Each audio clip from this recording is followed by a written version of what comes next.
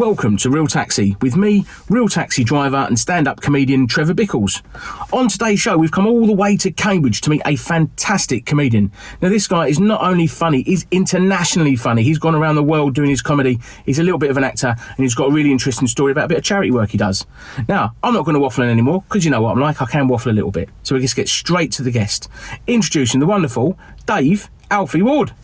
Hi, no, thank you for having me. He's here. Welcome to the cab. How you doing, mate? Yeah, really, really good. I'm really excited to be here. I genuinely was like, couldn't sleep last night. I was like, I'm gonna go in the Real Taxi. You know, it's kind of like my dream, but the real version.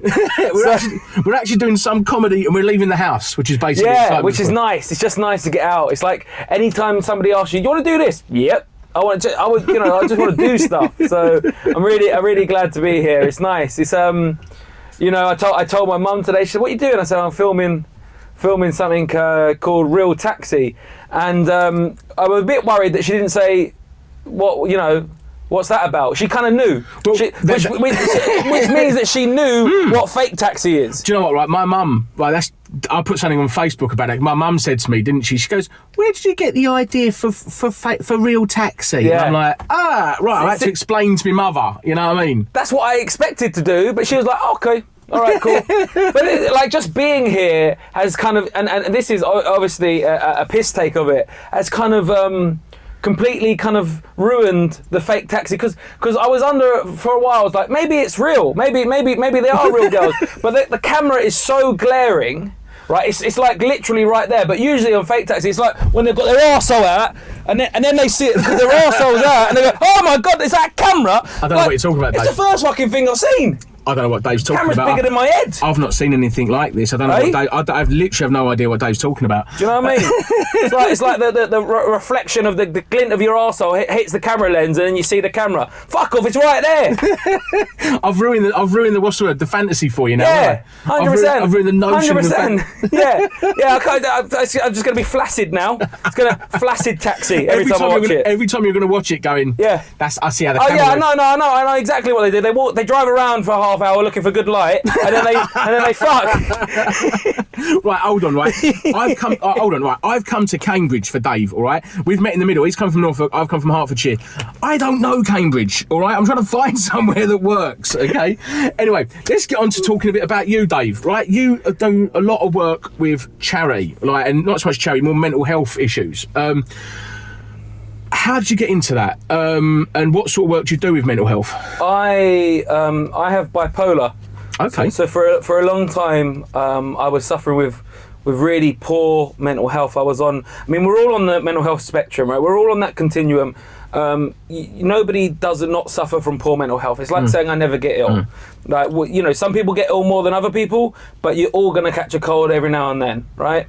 And I was always on the lower side of that continuum, and I didn't know what was wrong with me. For years, I put it down to being unhappy with this, with my job at the time years back, and this and that, and it just wasn't whatever. I tried to kind of put away all these barriers that I thought was stopping me from finding happiness, and it was still there. And then I actually remember being in the Gold Coast in Australia doing a show, and they put us in a penthouse, and it was on the beach, and I remember having the curtains closed the whole time I was there, and I didn't want to go outside. And I was like, that's when I realised that something was seriously wrong. But I still didn't get help. Right. I still was that kind of macho man. My mum's a Cockney, my dad's a Gypsy. It's like it will go away. I can fight it off, and I was just getting really, really unhappy. And in the end, I tried to take my life twice. And it was tough. It was really tough. But since then, now I use my platform through podcasting and stand up and radio appearances to spread the word, to let everybody know it's okay to feel that way. And since then, I've become an ambassador for Mind. That's fantastic. Early That's fantastic. January 2021. So, and I was the face of a campaign, which was nice. They called me up. They said, "Oh, they used your face." Yeah, that's what I thought. Really? I thought they obviously was on this board meeting. It's like, right, we're going to do this campaign to raise money. Whose face screams utter despair? And they were David Alfie Ward. So We need someone that looks really, really depressed. please, we need somebody to sit on a park bench and cry and make it look real. Yeah, David Alfie Ward. He does that every Tuesday anyway. So we'll just catch him then. You know? Do you know what? Right, you mentioned something about being from the East End, growing up with us being men, and I think, I totally agree. I think blokes like me and you, we can relate to this. That we kind of get taught, don't you, how you've got to be sort of a little bit macho. Don't show your feelings too much. Just deal with it, son. You know what I mean? Yeah. And I think it's right in today. I think it's good in today's world that we're actually. It's easier for us, and we're addressing it more, and it's a lot more easier for us to be more vocal about our mental health. Totally agree, because I don't say I suffer with mental health, but I know what you mean. Sometimes you need to let stuff out. It's in your head, you know what I mean? And when we blokes don't talk about stuff like that. It's this misconception that some people have bad mental health and some people don't, and that's what we need to break down. Everyone is capable and at some time in their life will probably experience some kind of poor mental health, and it's okay to be like that, just as it's okay to call up your friend and be like, I'm not coming out this week, I've got a bit of a chesty cough and I'm not feeling, and go pub. It should be the same conversation. You call up a mate and say, listen, I'm really down, I'm not sure why. And we need to learn that when people do open up to us like that, that we just let them know that we're there for them. There's nothing you can really do or say to make it better, but you can make people comfortable. You can make people feel okay with what they're feeling, because part of with mental health is you're feeling sad and then you're ashamed to be feeling sad, and you can take that ashamed away. I'm not saying that we can make everybody happy straight away. It takes a long process sometimes. But if we can take the shame and the embarrassment of that away, then that's one thing off their shoulders already. Totally agree. No, I think mental health, it's very prevalent, they say, what with the coronavirus and things like that, and the way things have happened in the world at the minute. People's mental health has been really tested to the limit at the minute. And I think, in one short sentence, how would you sum up how people should deal with mental health? Just talk. Just talk. Simple as that. It honestly is as simple as that. Like just opening up to that one person, be it a doctor, your wife, your partner, anybody, a friend. You will instantly, and I mean this, instantly feel a lot better. And the more we talk, and the more that we're willing to listen to people that are willing to talk, the better. Do you know what? That's great. I think you couldn't have put it better myself. On the subject of mental health and dealing with people with mental issues, you're a Spurs fan. I was like, can we just talk about comedy, because I'm very scarred at the moment. And then it was like, no. Do you know what? Because it's the only time in probably and Trev's a bit older than me. The only time in his life that he's like, do you know what? I can actually dig it in a bit. Do you know what I mean? So because I was like, please, Trev, let's not talk about football. He's like, no, I'm talking about football. Yeah, my fucking cab. Yeah. Right, we'll do it. We won't talk too much about football. As you can tell by Dave, he's a little bit touchy about the football. It's just. I mean, they're really bad at the moment, and it just seems like a club that's out of ideas. If you ask me, I think from the board up, I think we need a real mix-up, because about 4 or 5 years ago we had one of the best teams in the country, and it was like second, third, and all that, and Champions League finalists, and then the board failed to invest, and it's almost like having a Formula One car, isn't it? Yeah. You've got the fastest car on the grid, or one of the fastest cars on the grid, and you go, yeah, we're not going to update that engine for 2 years, and then you wonder why every car's faster than you, because you've got to keep updating. You've got to keep updating. You've got to put new fucking cylinders in or whatever. I don't know what they put into Formula One cars, but if you don't do that, then and now it's sad, because I feel for Kane. I think he's a generational talent, and watching him week in, week out, I know how good he is. He's probably one of the best players I've ever seen at Tottenham, and I've seen players like Berbatov and Modric, but I get to the point where I feel sorry, because I feel he'll be stuck there a little bit, because who's going to afford to buy Harry Kane in a post-COVID world? There's not going to be a lot of money going out. If you're going to spend 150 million, you could probably get Haaland for that, and he's 7 years younger, and he hasn't got ankles made of Weetabix. So I tell you what, we won't touch too much on football because we can natter all the day about football. Yeah. But I want to know a bit more about you. Okay. Right? You, when I said international act, you've been all over the world doing comedy. I have. Yeah, I've been very lucky. Rattle off the countries. I can't rattle them all off. I can some really. What's the most out there country you've been to? You'd consider bizarrest? The kind you wouldn't associate with comedy. Yeah, Borneo and Brunei. Yeah, I've done shows in comedy in the jungles of Borneo. The promoter, a guy called Scott Mitchell, said, "Do you want to go and do some shows on the coast of Borneo and in Brunei?" And I was like, "Wow, what was that like?" It was amazing. It was mainly like international teachers and oil. There's a Shell oil rig off the coast of Borneo, so a lot of Dutch there. Okay. So it was like in boat coat. It was hot. They were great shows, but it was just like you had to kind of stand back a minute and go, I've just performed stand-up comedy in Brunei, you know? And there was this geezer, and it's a Sharia law country, and there's this geezer like sneaking me tenants under the table. Well, I don't know what's worse, gambling with a Sharia law country or drinking tenants. That's exactly it. I was like, I'm not that desperate. Tenants. And the same geezer later came up to me and said, do you want some bacon? And I was like, no, I don't want any bacon. And then somebody else was like, has Phil offered you his bacon? And I was like, yeah. He goes, he drives over the border where it's Malaysia over the border. It's legal. He gets a fucking pig and he comes and he cures it in his spare room. It's like, who needs bacon that bad where you'll risk having your arm chopped off for it? Someone just wants bacon and super tea real bad.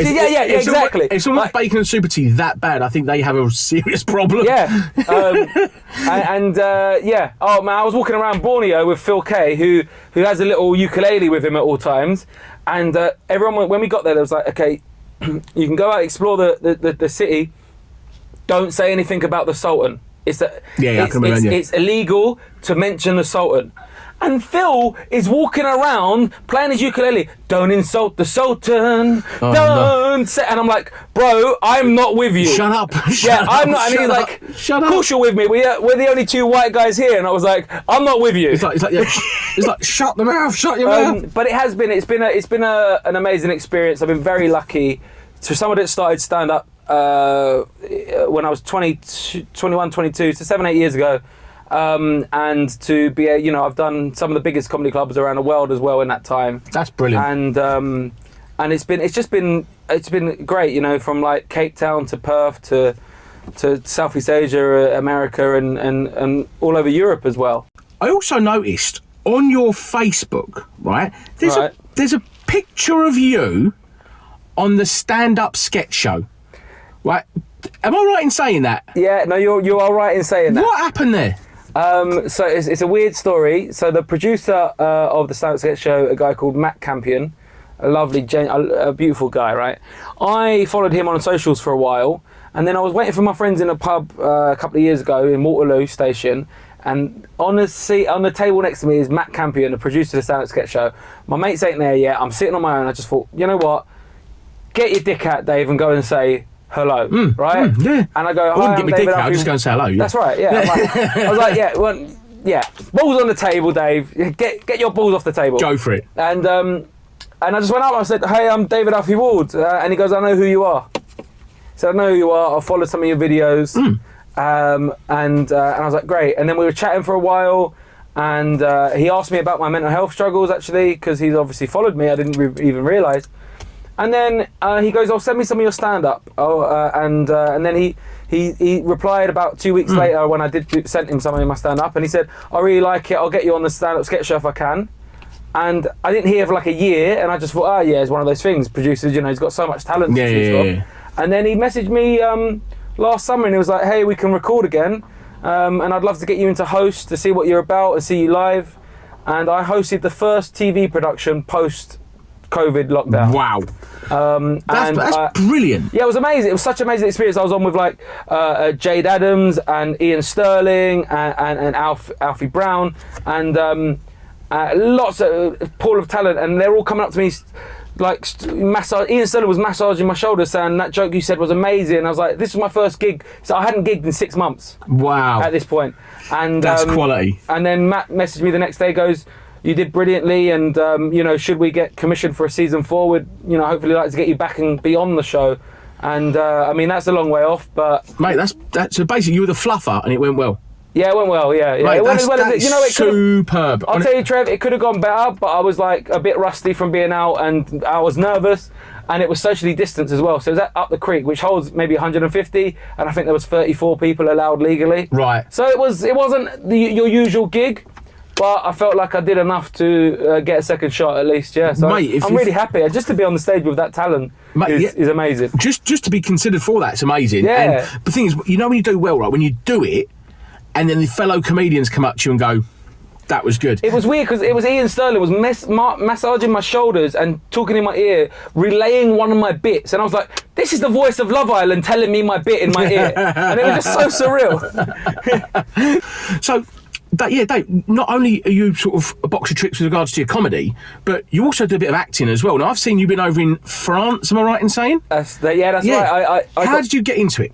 I got cast in my first professional production, in France, because about 14 years ago, a French family on my street in London had a relative over as an exchange student, a young girl, and I was like, for the summer holidays. So I was like, I'm gonna like charm this girl. I'm gonna take a pie and mash and fish and chips and try and get a little, a French kiss. All the top quality places. Yeah, of course. Do you know what I mean? Pie and mash, fish and chips, girl. You're on. That's right. Little the old Cockney wink. If you're lucky, girl, you'll even get a wimpy. Oh, well, wimpy.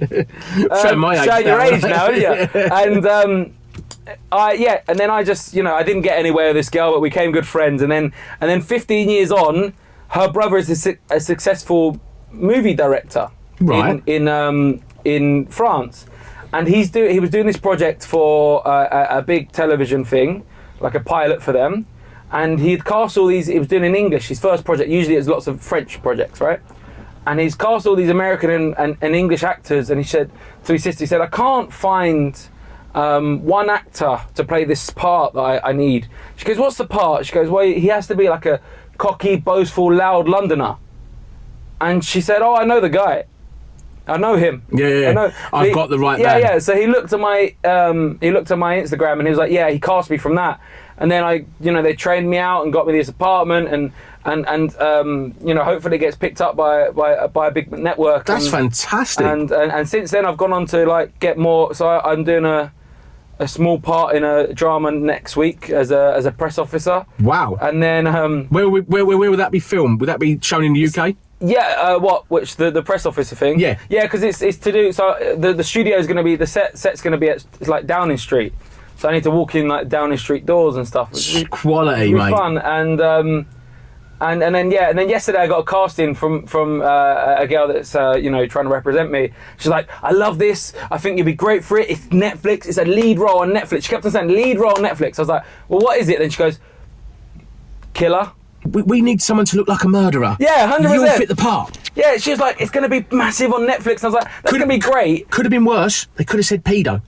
That's right. It could have been worse. They've gone, Dave, we need to get someone that looks like a bit of a nonce. Yeah, that 100%. That is true. I'd rather take killer than nonce. Yeah. So, like at least some ladies kind of get a vibe from a mysterious murdering man, right? Yeah. No, you're never gonna get that vibe from a nonce. So no. Never go, what's your niche, Sandra? I really, really love guys that look a bit noncy. No one's ever said that. No one's ever said that. I love a guy that looks a little bit noncy. Yeah. Not a nonce. Just got the look. Just got the look about you. Always has a carrier bag in his hands. What?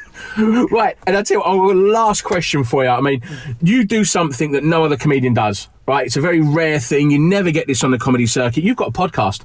Do you know when I was like, when you said that, I was thinking, hold on, what do I do? A comedian with a podcast is very rare nowadays. Yeah, well, everyone's got a podcast. You know what I mean? It started like everyone else's. I'm not gonna lie. It was a lockdown habit. Yep. Hobby. And what happened is I was bored, and I'm a very creative person, and comedy is my outlet, and comedy is as much my therapy as it is my job. And I was like, I need to be creative. So I started a podcast called Dave Alfie Bored, and it was just me sitting in my room with a cheap mic I bought off eBay, and it was getting listeners, like Excellent. lots of listeners, and then a friend of mine from London that lives in Norfolk now was like, hey, can I be on an episode? And I was like, there's no rhyme, I'm just doing it to keep myself entertained. Yeah. And then everyone's like, oh, you work great together. And then I got a comedian in from Norfolk, a very posh boy called Alexander Oliver. Right. And I said, do you want to come in? He used to work for BBC Radio in Norfolk, and he kind of got let go due to the pandemic. And I said, do you want to come in and produce the podcast? And he was like, yeah. And he was fucking useless at it. Like we would like get back to edit, and it'd be like, oh, one of the mics isn't switched on. I was like, Alex, this is literally your job. You got one, and you wonder why he got laid off. No, but the worst thing is he got upgraded because he would, as producers do in podcasts, they would chime in sometimes with some facts or some part of the conversation. Yeah. And everyone's like, we need to hear more from this guy because because me and the other guy were both Londoners, we're working class. Alex isn't that. He's posh, middle class, not a Londoner, lived a very different life to us. So the three of us, it's now a three-way podcast, and it's called Has It Come to This now? Yep. Change the name. And it's listened to in 25 different countries worldwide. Wow. Yeah, we've got listeners in Taiwan, and that's somewhere I've never been. I know. And last week we had one in Saudi Arabia tune. I was like, am I being like really misogynistic? And they're like, we like this guy. You know what I mean? That is cool though, isn't it? To sit there and think someone in Saudi Arabia is sitting there listening to me. It blows my mind. It absolutely. I can't. And why? Yeah. I don't know. No. I get messages on my YouTube channel from Asian girls and everything. It's brilliant, but it's different. No, that is great, right? That is absolutely brilliant. Now, what's it called? Can you give me the name of it again? Has It Come to This? Has It Come to This? Where we can find Has It Come to This? All on your usual podcast platform. You know where to find it, people. If you want to look for a podcast, Has It Come to This with Dave Alfie Ward? Check it out.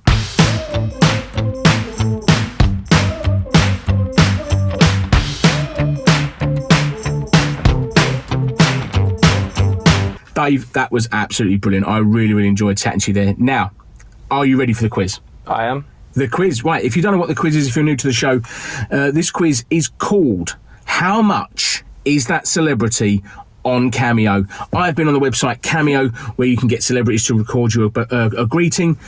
I've got 3 of them, and I'm going to ask Dave, how much is that celebrity? Let's go, right? I'm excited for this. He's excited for this one. Right, let's do this. Okay, the first celebrity. We spoke a little bit about football. Tony Adams, right? I'm going to give you 3 figures, right? I thought I'd pick an Arsenal fan. Yeah, I was just for you. I don't give a fuck about Tony Adams. I ain't giving him no money. Yeah. Right, I'll give you 3 numbers. You tell me what you think. Okay. Right, let's do this. Okay, is Tony Adams £112.50, £212.50, or £312.50? I'm going low. It's got if he's charging more than that, he shouldn't be in triple figures. This fucking numpty. Do you know what the worst thing is with Tony Adams? You ever hear him on co-coms? He wouldn't be able to say anyone's name. He'd be like, "Can you do a message from my mate Dave?" And he'd be like, "All right, save." Like he's a moron. Go on, what do you reckon? Lowest. £112.50? Yeah. The answer is £112.50. He's got it 1 in 1. That's right. 1 in 1, people. That's We're right. going to go to the second one now. The second one is... we're comedians, so I've picked a female comedian, Joe Brand, on Cameo. Is Joe Brand £35, £45, or £55? I'm going to go middle with Joe, 45. He's gone middle with 45. The answer is £45. He's 2 in 2, people. Has anyone got all 3? Has anyone got all 3 yet? No one's got all 3 yet. Oh, technically, you're top of the leaderboard because everyone's got 1. So you're winning now. Right? Can you go? He's got the hat trick ball, right? Now I'm going to ask you. I'm going to start giving people the option of the final question. Right? Do you want pantomime villain or pantomime hero? Villain. I know you choose her. Now, she is a bit of a pantomime villain. People love to hate this woman. They love to boo her. It's Katie Hopkins, right? He's rolled his eyes already, right? Katie Hopkins. Is Katie Hopkins £17.50, £27.50, or £37.50? £37.50, Katie Hopkins. Final answer, right down there. Dave's gone £37.50. He's not back. He's not messing about. He's gone straight in. He's gone 2-footed challenge. The answer is He's got the hat-trick ball. Got him! Oh my God, I haven't celebrated that much in ages. He's got the hat-trick ball. He's gone straight to the I'm top of the coming for all of leaderboard. you. None of you can beat my record. £37.50. He's done it straight to the top of the leaderboard. Well done, That's Dave. right. That's right. He's buzzing now, isn't he? That's going straight on my Tinder profile. Dave's buzzing now. Look at him. He can't believe it. That is absolutely... As soon as I heard her, I knew she'd be high. Yeah. She holds herself like her farts don't stink. Exactly. Yeah, and she's a twat. So. And I tell you what, if you'd have picked pantomime hero, I'd have gone Basil Brush. Basically. Oh, I wouldn't have had a foggy. So you'd have got Basil Brush. Wait, that was brilliant. So why not? Let's just go straight into it. The question I love to ask all stand-up comedians. Okay, Dave, tell us about your worst or craziest gig experience. Dave, I'm gonna go with my worst gig experience. I was pretty new. I would say a year in, maybe less than that. Anywhere between 9 and 18 months, I reckon. And a comedian in London, Kane Brown, who took a bit of a liking to me when I first started. You know, he gave me a few gigs. I think I did quite well. He said, "Do you want to come and do my show at a Caribbean restaurant?" I said, "Yeah, why?" You know, when you're eager for stage time when you're a newbie, aren't you? Yeah. And it was below this Caribbean restaurant. It was like a bit of a stage. It was a nice room for comedy, actually. It was, I would say, 75% females. I was the only white person there. It didn't matter. But I was going on trying to be edgy. Right. You know, when you're new and you're like, I'm going to be edgy. And I started doing all this material about cheating on my girlfriend, which was all made up. I didn't even have a girlfriend at this stage, really. Yeah. And but it was like, oh, I will sound funny because, you know, I'm like this cheating. And it was like all women. And they were just like staring at me, not laughing. And then I was like, trying to save it. And this woman had a weave on, like her wig, and it had a rainbow colour in it when the light hit it. Right. And I said, I was trying to talk to the audience to try and get claw some kind of interaction back. And I said, I like your hair. It reminds me of rainbow trout. Wow. Okay. So I mean, in my head, to this day, I can still see. I know what I meant because when you pick up a rainbow trout and it hits the gills and that's all glistening. The light glistens and it makes a rainbow colour. That's why it's called rainbow trout. But really, I just said your hair looks like fish. Oh no! So not only have you been talking about cheating in front of a room full of women, and you've now then just called a woman said your hair looks like a fish. And you know, a lot of comedians will talk about like deaths where, you know, it's deathly silent. This was a room full of women kissing their teeth. Instead of silent, and it was almost like the kissing the teeth was getting louder and louder and louder. And then a guy called Toju, who used to be the militant black guy, and Balls of Steel, something that I watched religiously when I was in my teens, so I looked up to him, was just on the floor laughing at me dying. And Trevor will tell you, there's nothing funnier to a stand-up comedian than another comedian just eating shit. It's the funniest, because when you start doing stand-up, it ruins stand-up for you in a way. Yes. Because even good stand-up, you dissect it, you break it down. You're like, that's a really good joke, and I can tell that's a good joke because he's done this or she's done this. Yes. Yes. But it ruins the actual enjoyment of stand-up, and you find a little bit of that joy again by watching your friends on stage just absolutely dying cack it. Do you know what? It's so true what you say, because when you do something and it's just you enjoy it. For argument's sake, stand-up comedy, you go and watch stand-up comedy and think, I really enjoy that. Then when you start doing it, you tend to not relax and enjoy the night. You start dissecting what that person's doing. You'll never be able to go to a comedy night just with your wife and be like, and truly enjoy it again. No, you'll be sitting there going, oh really? Oh no, that joke's a bit poor. Oh no. Yeah. But then but obviously this guy knows you're there dying in his room, and it's almost like I can just imagine the floor feeling like it's swallowing you up. Basically. He was on the floor like a teenager, or not a teenager, like a toddler having a tantrum, banging his arms and legs in laughter at how bad I was dying. I couldn't even hear myself think, and I'm getting kissing teeth and talking. Yeah, I mean, that's mate, that's probably that it. Is. I'm almost feeling your pain. Well, this is a first on Real Taxi. We've had a slight technical fault to finish off at the end, so we've had to do it this way. I've had to jump in the back, people. I didn't sign up for this. I've had to jump in the back. I'm like, I didn't sign up for this. I'm very uncomfortable. Very uncomfortable. I would like to pay another way, Dave. No, Dave, that was great. I've really enjoyed this interview. Genuinely, really enjoyed this interview. Thank you so much for coming. Yeah, no, thank you for having me. It's been great, so much, and thank you to everyone that's watched and listened. Fantastic. Well, you've got his socials. The podcast was... Has it come to this? So please listen to that. I built a podcast studio just for it, so I need to justify that to myself, so I don't cry myself to sleep every night. So please listen to Has It Come to This after the street song, and enjoy. Brilliant. Check out all of Dave's socials at the very end of this show, and I'll leave it with this. Thank you very much. Stay safe and be lucky.